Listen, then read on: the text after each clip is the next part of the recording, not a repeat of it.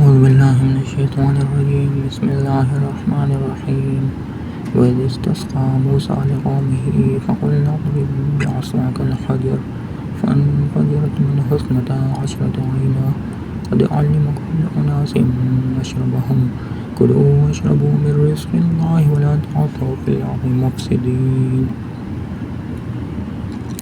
اور جب موسیٰ علیہ السلام نے اپنی قوم کے لیے پانی مانگا تو ہم نے کہا اپنی لاٹھی پتھر پر مارو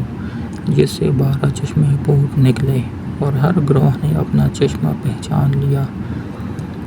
اور ہم نے کہہ دیا کہ اللہ تعالیٰ کا رزق کھاؤ پیو اور زمین میں فساد نہ کرتے پھرو۔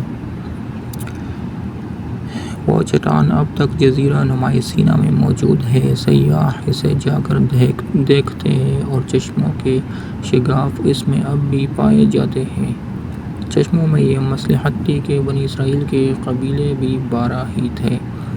خدا نے ہر ایک قبیلے کے لیے الگ چشمہ نکال دیا تاکہ ان کے درمیان پانی پر جھگڑا نہ ہو،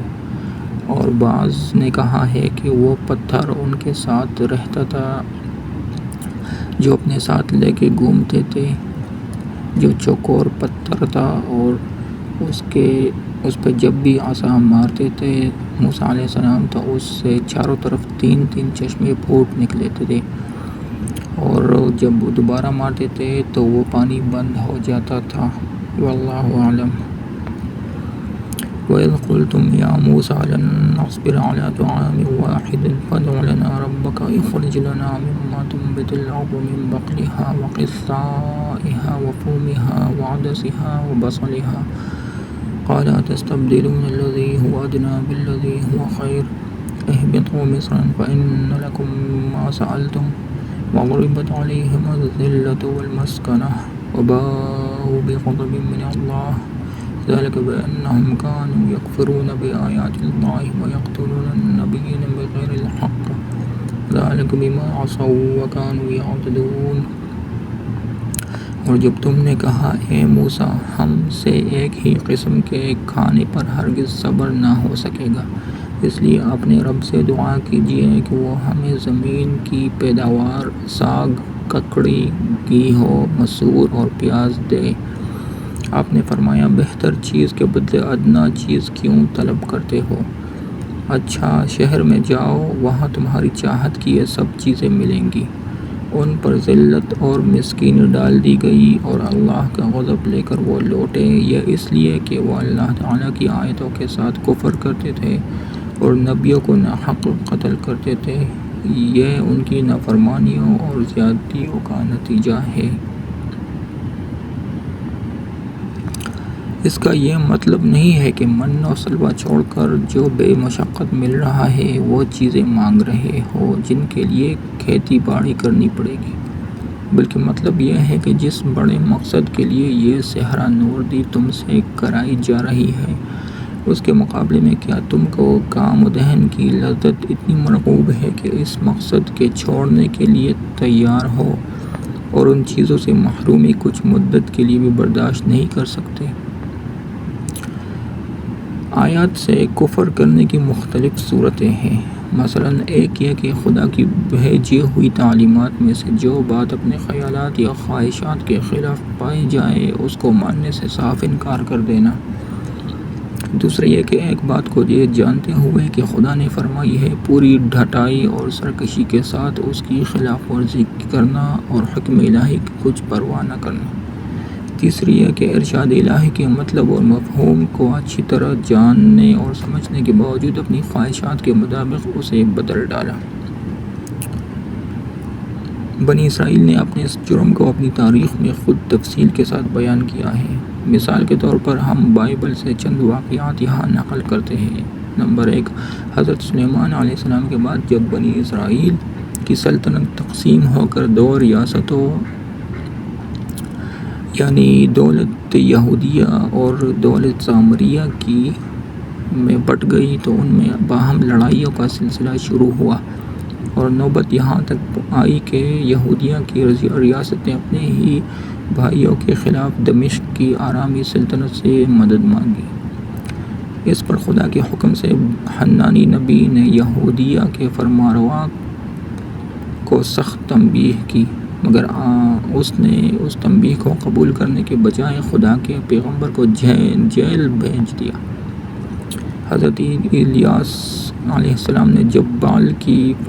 پرستش پر یہودیوں کو ملامت کی تو از سر نو توحید کی دعوت کا سور پھونکنا شروع کر دیا، تو سامریہ کا اسرائیلی بادشاہ اخی اب اپنی مشرک بیوی کی خاطر ہاتھ دھو کر ان کی جان کے پیچھے پڑ گیا،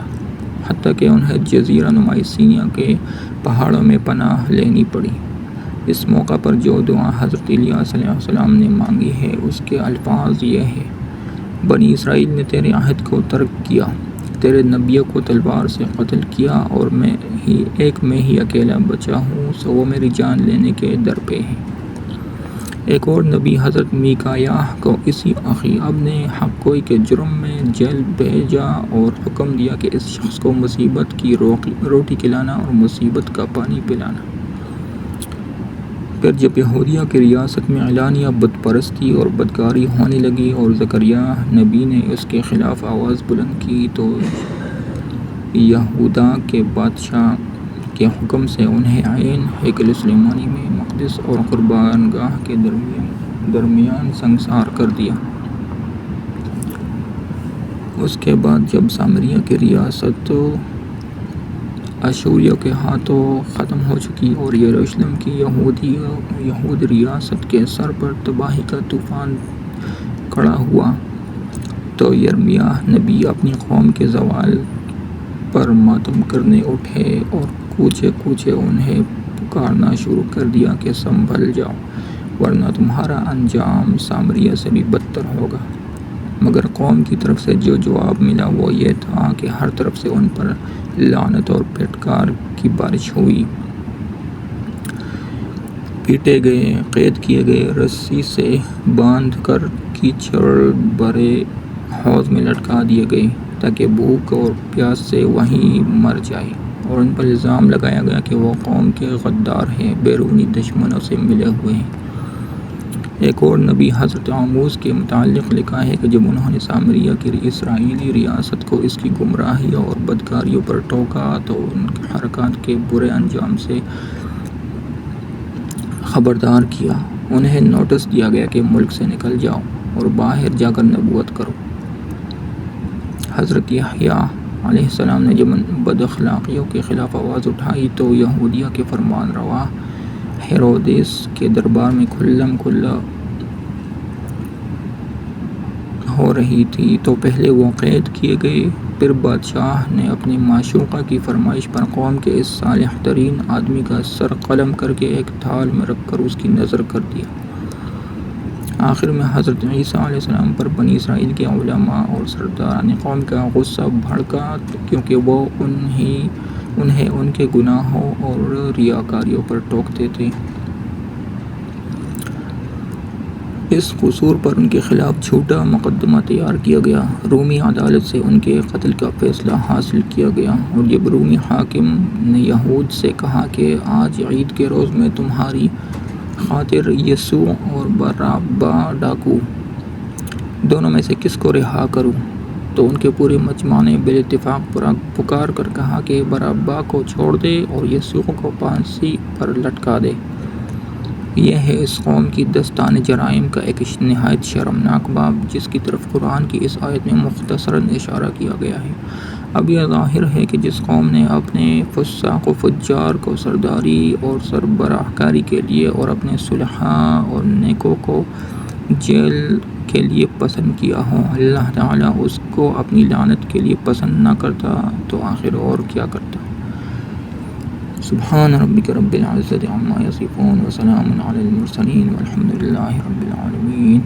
آمین۔